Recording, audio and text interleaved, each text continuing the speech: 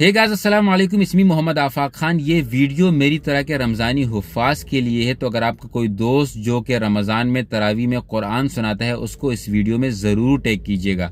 अब याद रखें कि रमज़ानी हुफ़ाज़ के लिए तरावी पढ़ाना आसान काम नहीं होता, क्योंकि वो पूरे साल कोई कारोबार करता है, कोई इंजीनियर होता है, वो आलिम या इमाम नहीं होते हैं, वो मुसल्ले पर नहीं खड़े होते हैं।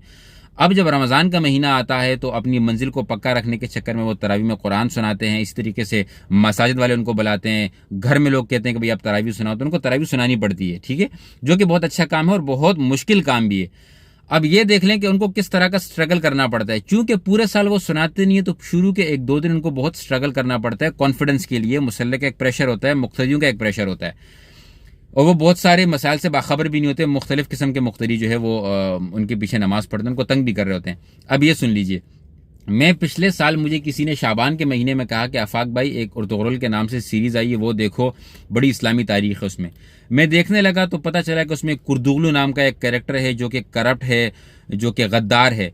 और किसी ने कहा था कि ये गद्दार पकड़ा जाएगा, इसका सर कलम कर दिया जाएगा। अब मैं चाह रहा था कि यह गद्दार जल्द से जल्द पकड़ा जाए। इतने में रमज़ान शुरू हो गया। दूसरी तरावी थी, दो दो सिपारे सुना रहे थे, एक दो हफ़ाज साथ में और भी थे। तिलकर रसूलों का सिपारा था जो मुझे सुनाना था।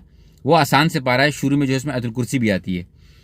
अब मैं आगे हुआ तो वो शैतान ने जो है वो वसवसे डालने शुरू कर दिया, कुर्दुगलू तो अब तक नहीं मरा, कुर्दुगलू अब तक नहीं मरा। अब मैंने पढ़ना शुरू किया, बहुत जो है ना अपने आप को फोकस करके मैंने आयतुल कुर्सी पढ़ ली। सजदे में गया तो मुझे ऐसा लगा कि मैंने आयतुल कुर्सी में कोई गलती की है। अब मैंने अपने भाई को जो कि आलिम है, वालिद साहब जो कि आलिम है, इनको इनके पीछे मैंने तरावी पढ़ी तो मैंने ये इनको देखा है कि जब इनको ऐसा लगता है, ज़रा भी डाउट होता है कि ये आयत मैंने ठीक नहीं पढ़ी या गलत पढ़ी है या फिर नहीं पढ़ी, तो वो अपनी दिल की तसल्ली के लिए सजदे से आकर दोबारा वो आयत पढ़कर अपनी मंजिल वहीं से शुरू करते जहाँ से छोड़ी थी। मैंने सोचा मैं भी कर लेता हूँ अपने अंदर कॉन्फिडेंस डाल के। मैंने क्या किया, मैं जब आया दोबारा सूरह फातिहा पढ़ने के बाद मैंने आयतुल कुर्सी दोबारा पढ़ने की कोशिश की। अब ठीक पढ़ी थी मैंने पिछले रकात में, इस रकात में ठीक पढ़ने के चक्कर में मैंने गलती कर दी।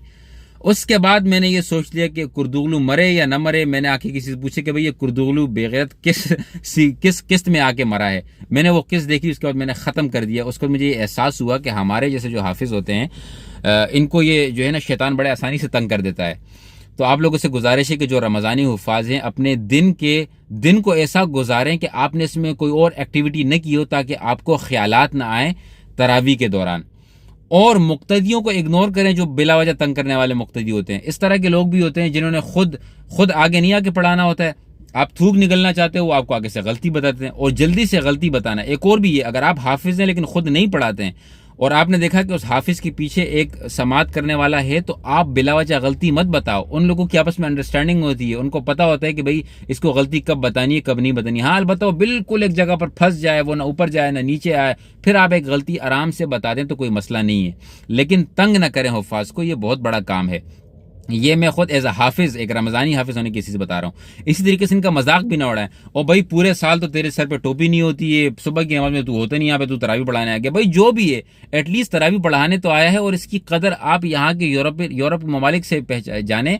बरतानिया में बहुत सारे हुफ़ाज़ हैं। आप यकीन करें कि यूरोप की मसाजिद के लिए बरतानिया के हुफ़ाज़ को बाकायदा बुक किया जाता है। पहले पाकिस्तान और इंडिया बांग्लादेश से बुलाया जाता था। अब जब यहाँ के उलमा ने यहाँ पर आके मेहनत की, यहाँ पर हुफ़ाज़ आए, तो लोग इनको यहाँ पर बुलाते हैं।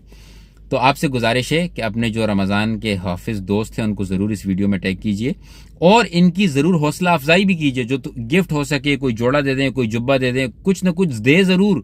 ये उनकी हौसला अफजाई के तौर पर है, ये आपसे मांग नहीं रहे। लोग कहते हैं भाई रमज़ान में मौलवियों का बड़ा मज़ा होता है, इनके सीज़न होते हैं। कोई सीज़न वीज़न नहीं है भाई, बड़ा मुश्किल काम है तरावी पढ़ाना, बड़ा प्रेशर होता है, कोई छुट्टी नहीं कर सकते हैं, वक्त पे आना पड़ता है, कुरान सुनाना पड़ता है, फिर उसके बाद जो उलमा होते हैं उनको दर्स भी देना पड़ता है, उसके बाद जो उलमा होते हैं उनको वो जो है वो दर्स भी देना पड़ता है।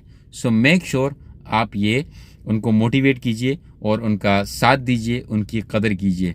रमज़ान के हुफ़ाज़ को, तरावी पढ़ाने वालों को इस वीडियो में ज़रूर टैग कीजिएगा। जज़ाकुमुल्लाह खैरन। अस्सलामु अलैकुम वरहमतुल्लाह।